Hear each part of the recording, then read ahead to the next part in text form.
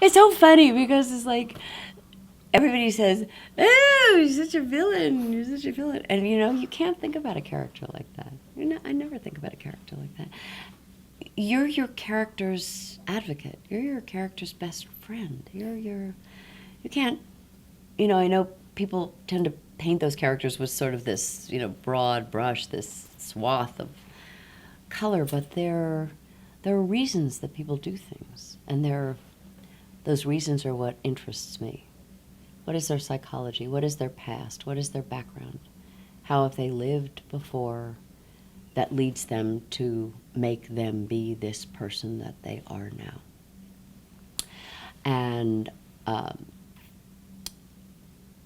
when they called me to do this, Mike Robin and Cynthia Cedre, these really amazing producers, and they sent some of the sides of what this character would do shows down the line.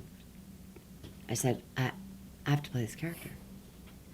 Now, they were shooting in Dallas, so that meant when I was in New York, I would have to fly to Dallas, right? And so I did. And so I did that recurring role for 2 years, and she was fascinating to me. And there were so many people who didn't understand it, and how could I play Mitch Pileggi's mother because I look so much younger than he was, and I always said to people, how do you know I'm really his mother?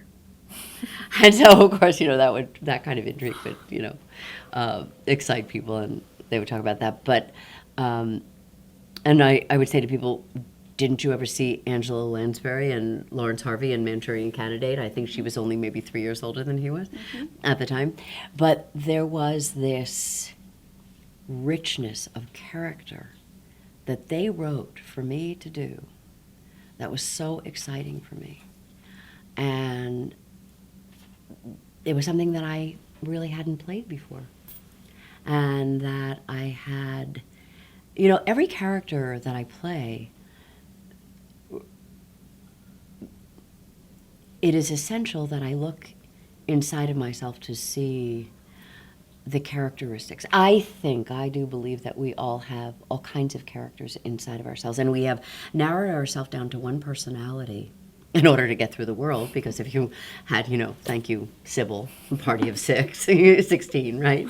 You can't go through the world like that, but you actually can understand parts of yourself that when in the process of understanding them, coming to grips with them, knowing them about yourself, you can have empathy for somebody else. And so I had great empathy and compassion for this woman. Judith Ryland was her name, I think. Judith Ryland was her name. That's exactly right. And I gave them some backstory that I thought would be interesting for them. And so Cynthia and Mike and the writers all went with that, and then Cynthia changed some things in some ways, and she said, oh, we can use that and we can use this. And it was like there were things that never came out that would have eventually come out as we were ending. I know you really want to know, don't you? That would have been incorporated into the show.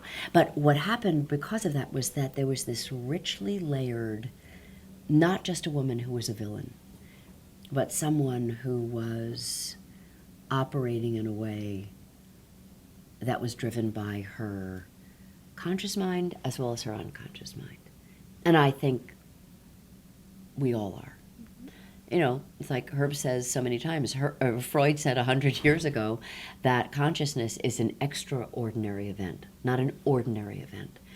So at some level, we're all run by our unconscious. Now, what's fabulous is to get to be an actor that gets to look at all of those aspects, bring all of that stuff to light. That's enlightenment, right? You bring something that's been in the dark to light. And so you have this ongoing relationship with yourself, and then you're bringing that self into a character, and then you're bringing that character alive, so that there's a universality in some way about that people can actually connect to.